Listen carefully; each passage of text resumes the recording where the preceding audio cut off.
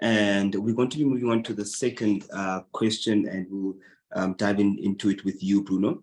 It says, good morning to the PLA team. This agent says that she often finds that tenants randomly just change clauses in lease agreements whenever they sign, right?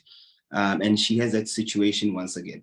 The applicant, who's an attorney, she would like to mention, has changed a certain clause in the lease where it states that the 2-month penalty for early termination, and changed it to say that it will only be a 1-month penalty. Is that acceptable is the question, and how should they handle that? Bruno? Sure. So remember, taking a step back from the property industry and how estate agents, or the property market rather, deals with leasing. Certain basic concepts need to be remembered. So in our law, we've got the principles of offer and acceptance, right?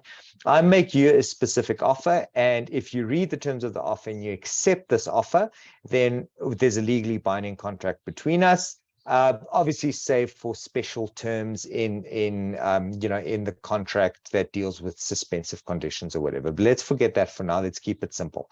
So I offer to sell you X, you offer to pay me Y, and if both of us agree on that, there we go.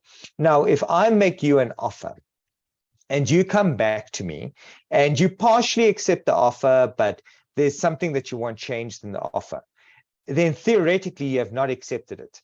Right? Even if you sign it, you have not accepted my offer, because the offer that I made is not what you accepted. There's something different about it.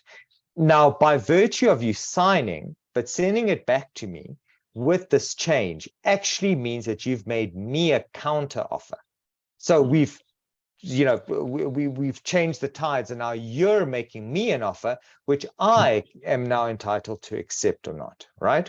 Simple as that. So in the property industry, and I know with commercial properties, this is very confusing for people, because you normally sign a lease that's binding, and then you'll end up signing a second lease that's about 8 times the paperwork, which you sign only after the vetting process has taken place. So from a commercial perspective, different rules apply, but normally from a letting perspective, depending on the agents and how they do things. A person will normally fill in an application form. The application form would go through with some sort of vetting process and a cost for that vetting process. Once the agents are happy with that, the lease is then supplied.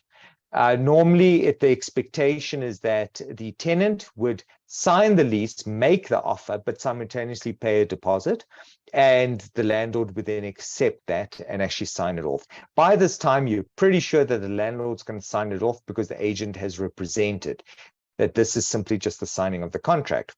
Now, when this tenant makes an offer, but he scratches out the typed portion that the agent put in and he puts his own things in, he's more than entitled to do that. There's nothing wrong with that. So asking whether that's valid, whether that's allowed, absolutely is.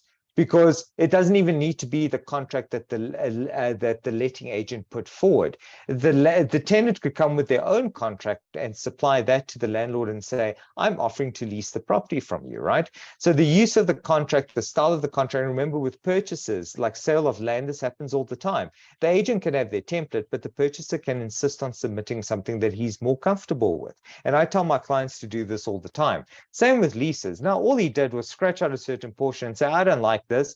I'm willing to lease the property, but I'm only willing to lease it on 1 month notice. If this goes to the landlord and the landlord is happy with it, then it's a contract. It's binding on the parties. If the landlord is not happy with it, he rejects it, and then there is no lease agreement in place. And it's actually quite as simple as that. Thank you very much, Bruno. Quite precise. That does bring us to the end of today's episode, ladies and gentlemen. Thank you very much for the questions on Facebook and on our YouTube channels. And we'll see everybody again once again next week. Thanks, you. Perfect. Thanks, guys. Thanks, guys. Cheers.